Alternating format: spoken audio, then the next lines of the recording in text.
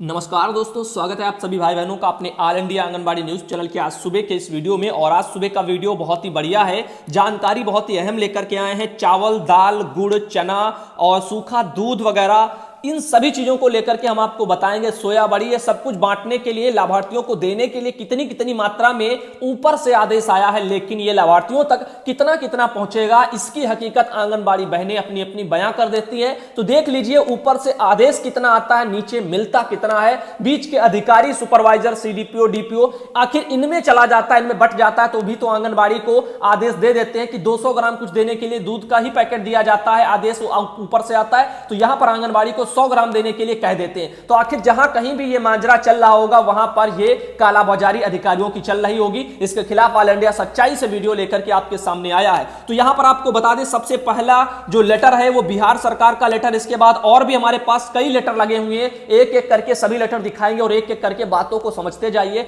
बहुत ही मेहनत करके वीडियो आप लोगों के लिए लाते हैं, तो वीडियो को लाइक भी कर दिया करो आप सब भाई बहन, साथ ही साथ शेयर कर दिया करो। और चैनल से यदि जुड़ना चाहते हो, क्योंकि जुड़ोगे नहीं तो आगे की जानकारी आप तक नहीं आ पाएंगी। तो चाहते हो सच्ची खबरें आप तक आए तो आप ऑल इंडिया को सब्सक्राइब करके बेल दबा लीजिए। पूरे यूट्यूब पर आप लोगों को खबरें ऑल इंडिया के जैसी नहीं मिलेंगी, जो सच्चाई से आप लोगों को हर खबर, हर लेटर, सरकारी आदेश आप तक पहुंचाते हो। तो बढ़ते हैं बहनों खबरों की तरफ। 11 तारीख का ये कल का ही लेटर जारी है। आपको बता दें, बिहार सरकार ने कल 11 तारीख को निदेशक महोदय ने यह लेटर निकाला है अपने निदेशालय से। और जितने भी आपके सभी जिला प्रोग्राम पदाधिकारी और सभी बाल विकास परियोजना अधिकारी, आपकी सभी डीपीओ और सीडीपीओ को यह आदेश बिहार में दे दिया गया है। बाकी के राज्यों के भाई बहन भी इस लेटर पर, बिहार के इस लेटर पर गौर करिए। आप लोग देखिए वहां पर क्या दिया जा रहा है। आगे आपको बता दें, लिखा हुआ है जो है कोविड-19 के संक्रमण से बचाव के लिए आंगनबाड़ी केंद्रों के संचालन व्यवस्था के संबंध में व्यवस्था में कुछ बदलाव है। आपको बता दें, लिखा हुआ है कड़िका 3 के अनुसार टीएचआर लाभार्थियों को पूर्व की भांति ही सामग्रियों का वितरण किया जाएगा।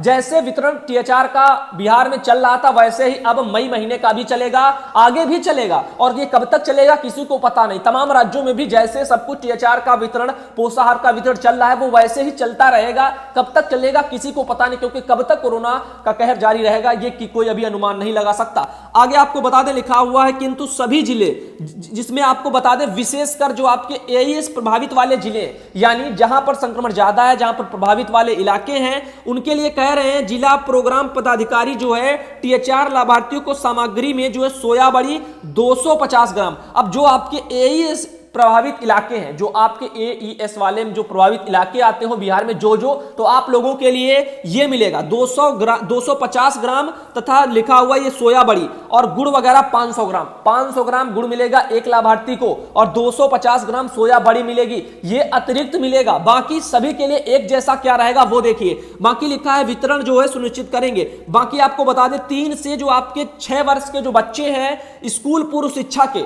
उनके लिए लिखा हुआ लाभार्थी को गरम पका भोजन की राशि के बदले, यानी जो वो बच्चा गरम पका भोजन स्कूल जाता था तब खाता था, अब तो स्कूल बंद है। अभी बता देंगे, आदेश भी आ चुका है कब तक स्कूल बंद रहेगा आंगनबाड़ी के, तो वो उसके बारे में बताएंगे। लिखा हुआ है अब प्रति लाभार्थी 2 किलोग्राम चावल, 1 किलोग्राम दाल, 200 ग्राम गुड़ और 200 ग्राम सुधा दुग्ध चूर्ण का वितरण होगा। लेकिन दूध के पैकेट को लेकर के सवाल ये खड़े हुए, काफी जगह आंगनबाड़ी को सुपरवाइजर ने कहा 100 ग्राम दूध बांटना है, 200 ग्राम का पैकेट है और उसको आधा आधा करके बांटो। भाई क्यों आधा आधा करके बांटे? ऊपर से प्रति लाभार्थी के लिए 200 ग्राम दूध आ रहा है तो 200 ग्राम उन तक जाना चाहिए। नहीं पहुंच रहा है तो बीच के अधिकारी खा रहे हैं वहां का सुधा दुग्ध चूर्ण, वो अपना जो है पेट भर रहे हैं, ये हकीकत कहती है। बाकी यहां पर वहां के निदेशालय या वहां के मुख्यमंत्री तो वहां का खुद ही अपना देखें, आप वहां पर भ्रष्टाचारी फैलाए हुए हैं या फिर आप उस पर क्यों संज्ञान नहीं ले रहे हैं। या बाकी के जो भी भाई बहन, जहां तक वीडियो जा रहा है, आपकी भी जिम्मेदारी बनती है कि भ्रष्टाचारी के खिलाफ आप भी खड़े हो। तो ऐसे में आपको बता दें, यहां पर लिखा है निम्नांकित जो विवरणी के अनुसार किया जाएगा। कड़िका 3 में विशेष निर्देशों का पूर्ववत वगैरह पालन भी किया जाएगा। पोषाहार राशि की निकासी के साथ ही वितरण प्रारंभ कर दिया जाएगा। सुधा दुग्ध चूर्ण की राशि की कटौती निदेशालय द्वारा की जा चुकी है। तो दूध के पाउडर के लिए जो पैसा था वो भी निदेशालय से काटा जा चुका है, वो जा चुका है। अब ऐसे में यदि वो उन तक ना पहुंचे लाभार्थी तक तो गलत है। फिर आंगनबाड़ी बेचारी गांव गांव घर घर जाती है, लाभार्थी के हाथ पर कुछ आता नहीं है, ऊपर से सब आता है, लाभार्थी तक नहीं पहुंचेगा तो लाभार्थी आंगनबाड़ी के साथ बुरा बर्ताव करेगा या नहीं करेगा, खुद से ही सोच लीजिए। तो ऐसे में और मलाई कौन खा रहा है? बीच का अधिकारी, सुपरवाइजर, सीडीपीओ, डीपीओ, ये सब बैठ करके काम जो नीचे का आता है वो आंगनबाड़ी पर थोपे, जो लाभार्थियों को खाने पीने के लिए आए वो भी आंगनबाड़ी का जो है उनके माध्यम से छीन ले और वो अपना जो है पेट भरे। तो ये दिक्कत है, इसी के कारण जो है आंगनबाड़ी मानसिक तनाव से गुजरती हैं। जब भी सर्वे कुछ भी काम के लिए बाहर जाती है तो लोग उनको बुरा भला कहते हैं, हमें ये नहीं मिलता, हमें वो नहीं मिलता। आगे बता दें 3 से 6 वर्ष के बच्चों को जो है पोषाहार वितरण हेतु विवरणी, तो इसमें आप देख सकते हो चावल 2 किलोग्राम, ये जो 3 से 6 वर्ष के बच्चे हैं उनके लिए इतना इतना है, दाल 1 किलोग्राम, गुड़ 200 ग्राम, सुधा दुग्ध चूर्ण 200 ग्राम, और ये आप सब देख सकते हो। लेकिन यहां पर मैंने आपको बता दिया है ये जो आपका 500 ग्राम जो गुड़ बताया गया है ना, वो आपका एईएस वाले जो प्रभावित जिले होंगे उनमें 500 ग्राम गुड़ मिलेगा, 250 ग्राम आपकी सोया बड़ी मिलेगी। ये आप सब भाई बहन याद कर लेना, ये एक्स्ट्रा वहां पर दिया जाएगा। अब आगे आपको बता दें 511 दिन का ये पूरा है आपका, और आज देख सकते हो 18.32 दिन यानी लगभग 18-20 दिन का ये आपका यहां पर लिखा गया कुल। तो ऐसे में 200 ग्राम ये कुल रुपए वगैरह भी एक तरह से आप देख सकते हो एक बच्चे प्रति लाभार्थी के हिसाब से वो दिए जा रहे हैं। अब आगे आपको ले चलते हैं अगले लेटर पर। बिहार का ही एक अगला लेटर है, यहां पर आंगनबाड़ी के केंद्र संचालन में जो बदलाव किया गया है, यानी कब तक बंद रहेंगे। 8 मई को एक लेटर निकाला है निदेशक महोदय ने। उनका कहना है कि कोविड-19 के संक्रमण के बचाव में जो है आंगनबाड़ी केंद्रों के संचालन व्यवस्था के संबंध में अब आपको बता दें निर्देश दे दिया गया, आंगनबाड़ी केंद्रों का संचालन 31 मई 2020 तक के लिए स्थगित कर दिया गया है। तो यहां पर आपको बता दें बिहार में 31 मई तक के लिए आदेश निदेशालय बाल विकास की तरफ से है कि 31 मई तक आंगनबाड़ी केंद्र बंद रहेंगे, स्थगित रहेंगे, उन पर कोई कार्यक्रम नहीं रहेंगे, गतिविधियां टाइप की जैसी। तो ऐसे में आपको बता दें 31 मई तक आप लोगों की आंगनबाड़ी केंद्रों में छुट्टी है, लेकिन आंगनबाड़ी के ऊपर यह काम का बोझ कम नहीं हुआ है। आगे आप लोगों को ले चलते हैं अगली बड़ी खबर की तरफ। सेविका सहायिका को ही दे आधार व खाता संख्या, एक बड़ी खबर निकल के आ रही है उत्तर प्रदेश के मुजफ्फरनगर में छपी है खबर। तो मुजफ्फरनगर में एक खबर छपी है, बरते सावधानी बताया जा रहा, विभाग के नाम पर ठगी के प्रयास के बाद की गई है सख्ती। टीएचआर व गर्म खाना के बदले जो है में राशि पाने के जो लिए बरते सावधानी। तो दरअसल कुछ बात ऐसी है, सरकार खाता संख्या मांग रही थी, इसके चलते बहुत से जो है ठगी वाले लोग जो है लोगों को फोन कर करके उनके बैंक अकाउंट खाली करवा रहे।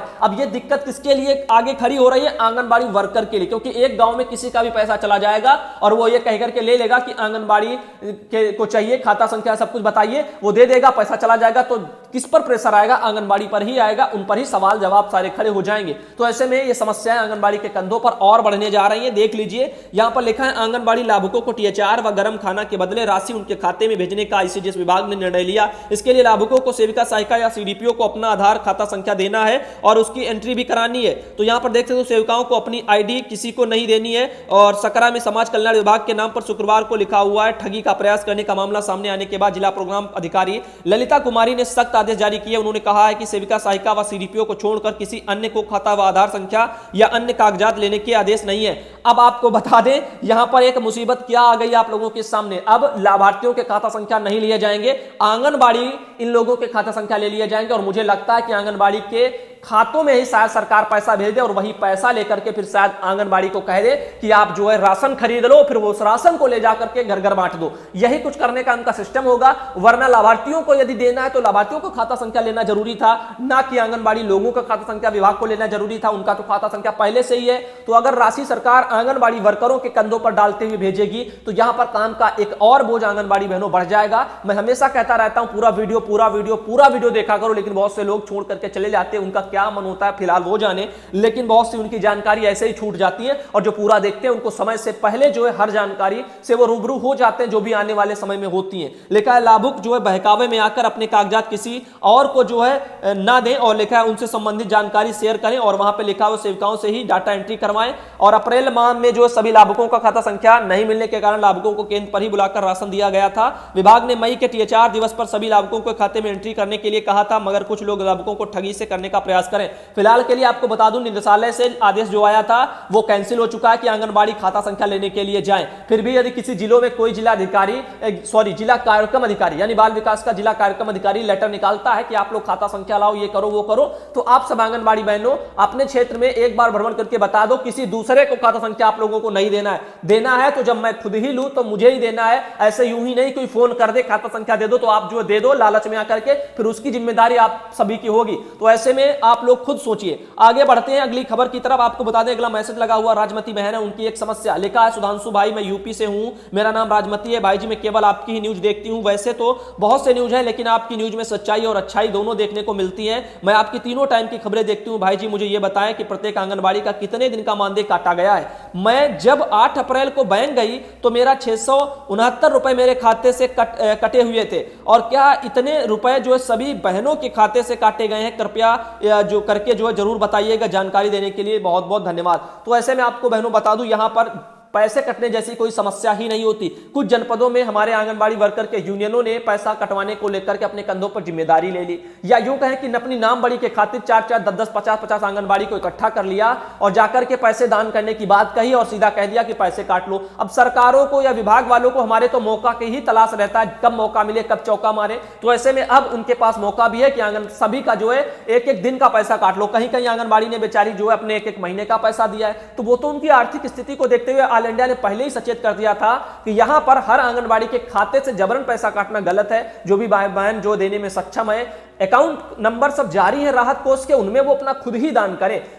किसी सैलरी किसी की कटवानी जरूरी नहीं है, यह गलत है। लेकिन इसके लिए किसी ने जो है आवाज को थोड़ा आगे बढ़ाया नहीं। और यहां पर फिलहाल के लिए मैं बता दूं 669 रुपए काटने जैसा कुछ प्रावधान नहीं है, क्योंकि एक दिन का पैसा कटेगा तो बहुत बहुत है और इससे ज्यादा कटने की अनुमति भी नहीं दी गई थी। तो यहां पर फिलहाल के लिए क्या हुआ आपके साथ में, हो सकता है अन्य किसी कारणवश आपके पैसे कटे हो। आगे बता दें, एक शपथ पत्र इस तरह से जो क्वारंटीन लोग किए जाते हैं ना, उनको यह शपथ पत्र जो है दिया जाता है। इसमें लिखा है मैं, मान लीजिए कोई कोरोना का मरीज या कोई क्वारंटीन होने जा रहा है व्यक्ति, उसके लिए वो अपना नाम सब कुछ भरेगा, इसमें लिख देगा।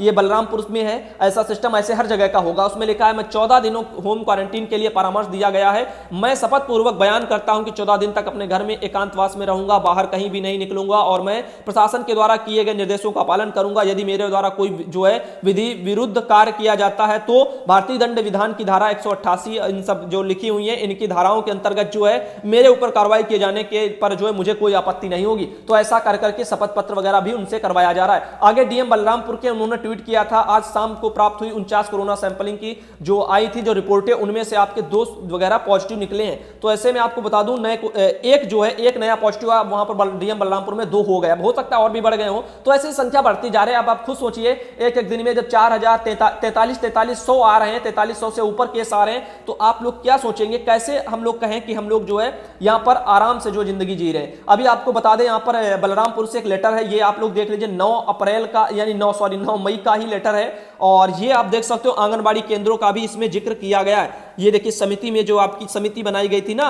निगरानी समिति, उसमें आंगनबाड़ी कार्यकर्ता, आशा, एनएम, प्रधान सचिव और ग्राम पंचायत बीट, आरक्षी, लेखपाल, इन सभी को जो है लगाया गया था। विद्यालयों के प्रधानाचार्य, कोटेदार, इन सबके नाम थे उस समिति में। अब इसमें काम क्या था वो देख लीजिए। ग्राम पंचायत के लोग हाथ धुलाने के साथ साथ मास्क, ग्लव, सैनिटाइजर जैसे सुरक्षा मानकों का उपयोग नियमित रूप से अवश्य करें। साथ ही समिति के लोग सोशल डिस्टेंसिंग के बारे में भी जागरूक करें। समिति क्वारंटीन सेंटर पर रुके हुए व्यक्तियों की निगरानी के साथ साथ क्वारंटीन सेंटर में मुक्त किए गए व्यक्तियों के विभाग जो है व्यक्तियों की निगरानी भी करेगा।